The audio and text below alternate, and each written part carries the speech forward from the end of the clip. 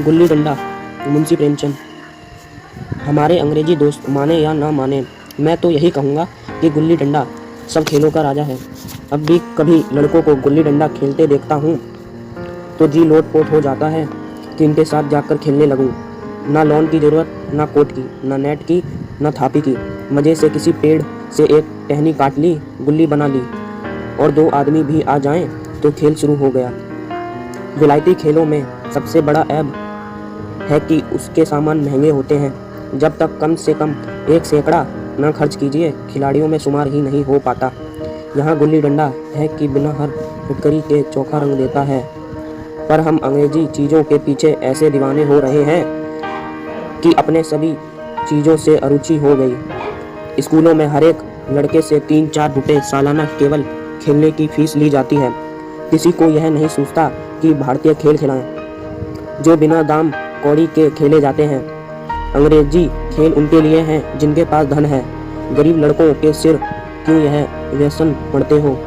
ठीक है, गुल्ली से आँख फूट जाने का भय रहता है तो क्या क्रिकेट से सिर फूट जाने, तिल्ली फट जाने, टांग टूट जाने का भय नहीं रहता?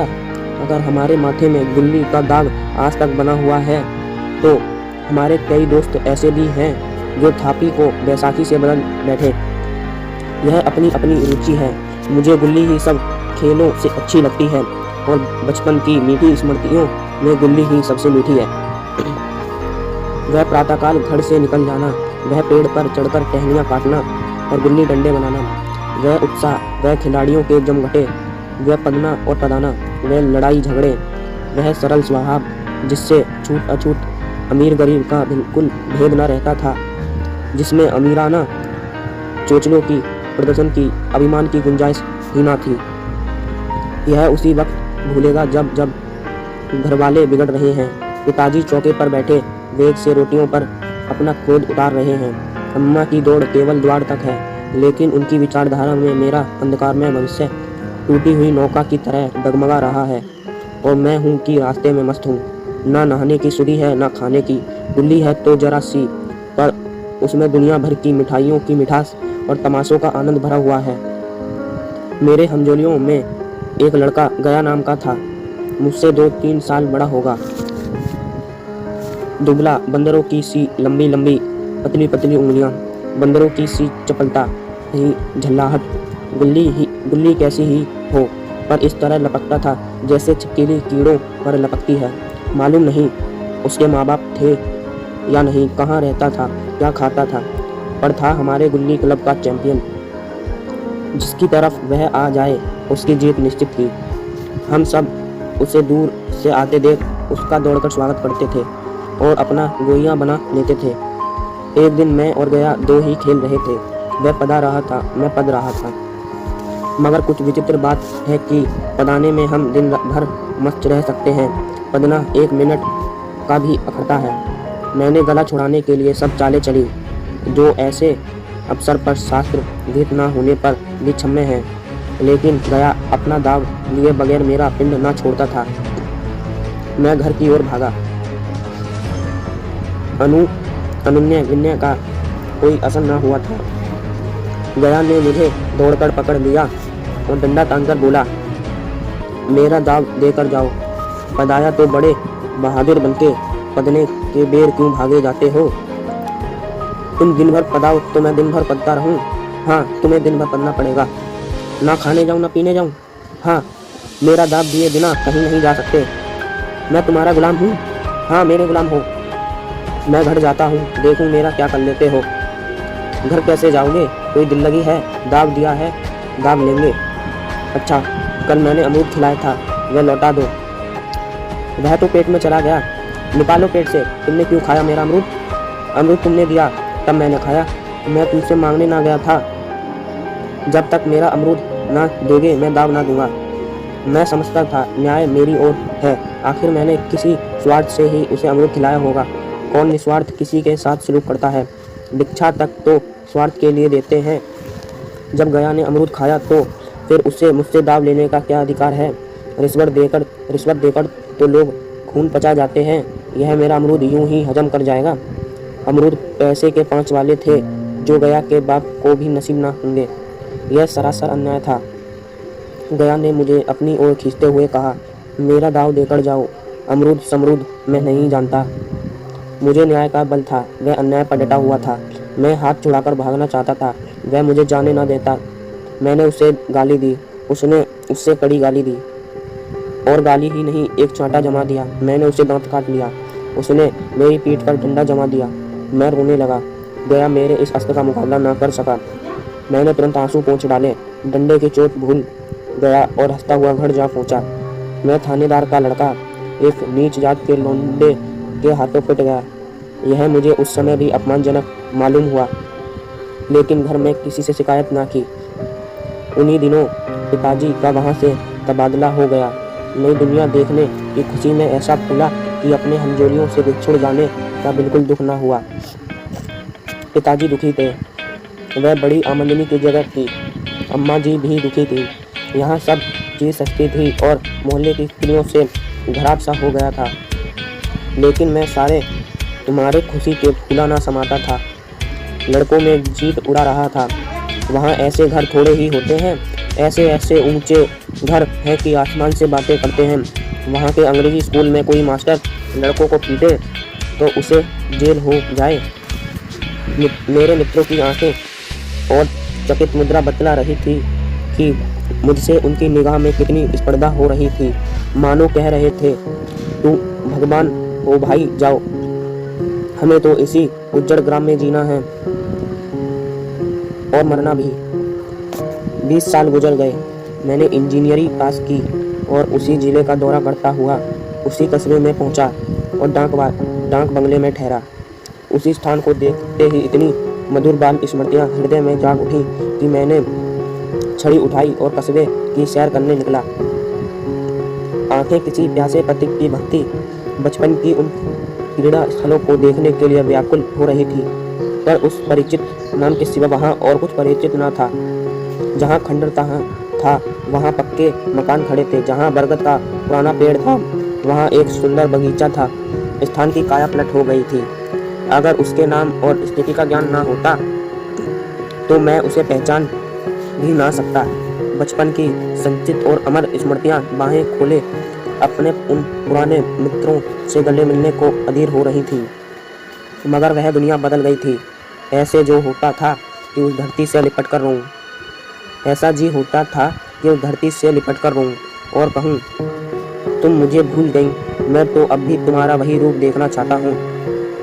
सहसा एक खुली जगह में मैंने 2-3 लड़कों को गुल्ली डंडा खेलते देखा। एक क्षण के लिए मैं अपने को बिल्कुल भूल गया कि मैं एक ऊंचा अफसर हूँ। साहबी ठाट में, रौब और अधिकार के आवरण में जाकर एक लड़के से पूछा, क्यों बेटे, यहाँ कोई गया नाम का आदमी रहता है? एक लड़के ने गुल्ली डंडा समेटकर सहमे हुए स्वर में कहा, कौन गया? गया चमार? मैंने यूं ही कहा, हाँ वही, गया नाम का कोई आदमी है तो शायद वही हो। हाँ है तो जरा उससे बुला सकते हो? लड़का दौड़ता हुआ गया और एक क्षण में एक 5 हाथ के काले देव को साथ लिए आता दिखाई दिया। मैं दूर से ही पहचान गया। उसकी ओर लपकना चाहता था कि उसके गले लिपट जाऊं, पर कुछ सोचकर रह गया। बोला, कहो गया, मुझे पहचानते हो? गया ने झुककर सलाम किया। हाँ मालिक, भला पहचानूंगा क्यों नहीं। आप मजे में हो?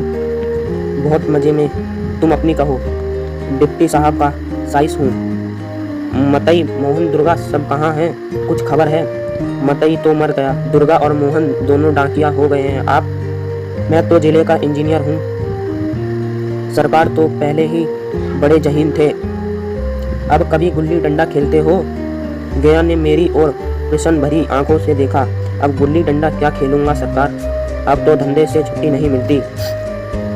आओ आज हम तुम खेलें, तुम पदाना हम पदेंगे। तुम्हारा एक दांव हमारे ऊपर है, वह आज ले लो। गया बड़ी मुश्किल से राजी हुआ। वह ठहरा टके का मजदूर, मैं एक बड़ा अफसर। हमारा और उसका क्या जोड़। बेचारा झेप रहा था, लेकिन मुझे भी कुछ कम झेप ना थी। इसलिए नहीं कि मैं गया के साथ खेलने जा रहा था, बल्कि इसलिए कि लोग इस खेल को अजूबा समझकर इसका तमाशा बना लेंगे और अच्छी खासी भीड़ लग जाएगी। उस भीड़ में वह आनंद कहाँ रहेगा। पर खेल वगैरह तो रहा नहीं जाता। आखिर निश्चय हुआ कि दोनों जने बस्ती से बहुत दूर खेलेंगे और बचपन की उस मिठाई को खूब रस ले लेकर खाएंगे। मैं गया को लेकर डाक बंगले पर आया और मोटर में बैठकर दोनों मैदान की ओर चले। साथ में एक कुल्हाड़ी ले ली। मैं गंभीर भाव धारण किए हुए था, लेकिन गया इसे अभी तक मजाक ही समझ रहा था। फिर भी उसके मुख पर उत्सुकता या आनंद का कोई चिन्ह न था। शायद वह हम दोनों में जो अंतर हो गया था वही सोचने में मग्न था। मैंने पूछा, तुम्हें कभी हमारी याद आती थी गया? सच कहना। गया झेपता हुआ बोला, मैं आपको याद करता हुजूर किस लायक हूँ। भाग भाग में आपके साथ कुछ दिन खेलना बदा था, नहीं मेरी क्या गिनती। मैंने कुछ उदास होकर कहा, लेकिन मुझे तो बराबर तुम्हारी याद आती थी। तुम्हारा वह डंडा जो तुमने तान कर जमाया था, याद है ना? गया ने पछताते हुए कहा, वह लड़कपन था सरकार, उसकी याद ना दिलाओ। वाह, वह मेरे बाल जीवन की सबसे रसीली याद है। तुम्हारे उस डंडे में जो रस था वह तो अब ना आदर सम्मान मैं पाता हूँ ना धन में। इतनी देर में हम बस्ती से कोई 3 मील निकल आए। चारों तरफ सन्नाटा है। पश्चिम और कोसों तक भीमताल फैला हुआ है, जहाँ आकर हम किसी समय कमल पुष्प तोड़ ले जाते थे और उसके झुमक बनाकर कानों में डाल लेते थे। जेठ की संध्या केसर में डूबी चली आ रही है। मैं लपककर एक पेड़ पर चढ़ गया और एक टहनी काट लाया। चटपट गुल्ली डंडा बन गया। खेल शुरू हो गया। मैंने गुच्छी में गुल्ली रखकर उछाली। गुल्ली गया के सामने से निकल गई। उसने हाथ लपकाया जैसे मछली पकड़ रहा हो। गुल्ली उसके पीछे जाकर गिरी। यह वही गया है जिसके हाथों में गुल्ली जैसे आप ही आकर बैठ जाती थी। वह दाहिने बाएं कहीं हो, गुल्ली उसकी हथेली में ही पहुंचती थी, जैसे गुल्लियों पर वशीकरण डाल देता हो। नई गुल्ली, पुरानी गुल्ली, छोटी गुल्ली, बड़ी गुल्ली, नोकदार गुल्ली, सपाट गुल्ली, सभी उससे मिल जाती थीं, जैसे उसके हाथों में कोई चुंबक हो, गुल्लियों को खींच लेता हो। लेकिन आज गुल्ली को उससे वह प्रेम नहीं रहा। फिर तो मैंने पदाना शुरू किया। मैं तरह तरह की धांधलियाँ कर रहा था। अभ्यास की कसर बेईमानी से पूरी कर रहा था। कुछ जाने पर भी डंडा खेले जाता था। हालांकि शास्त्र के अनुसार गया की बारी आनी चाहिए थी। गुल्ली पर ओछी चोट पड़ती और वह जरा दूर पर गिर पड़ती तो मैं झपटकर उसे खुद उठा लेता और दोबारा ठांड लगाता। गया पर सारी बेकायदगियां देख रहा था पर कुछ बोलता न था।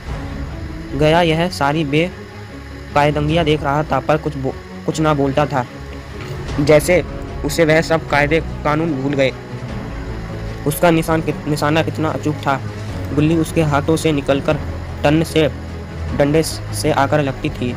उसके हाथ से छूटकर उसका काम था डंडे से टकरा जाना।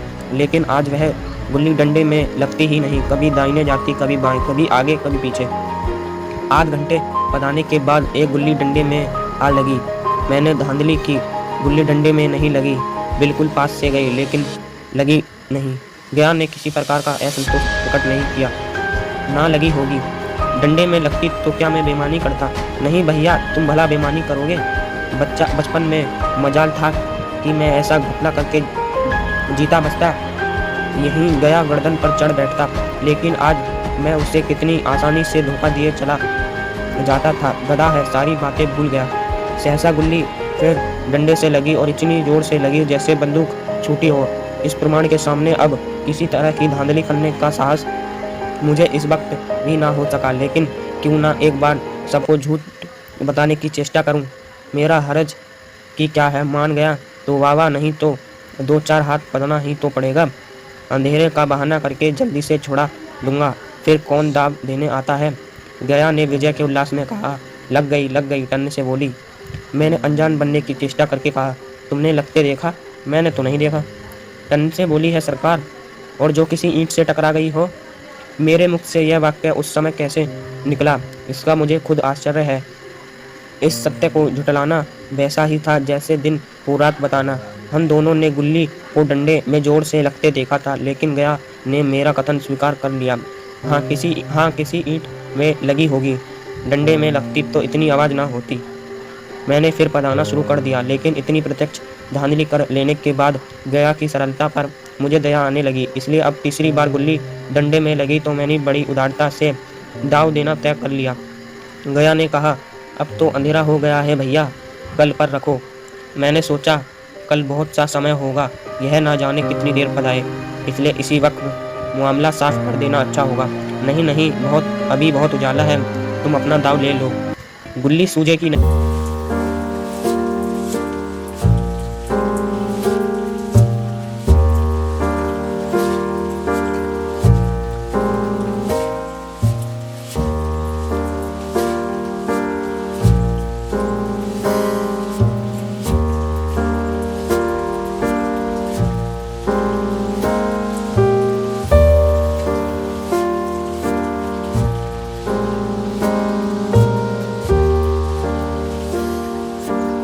जलते जलते पड़ाव पर पहुंच गए।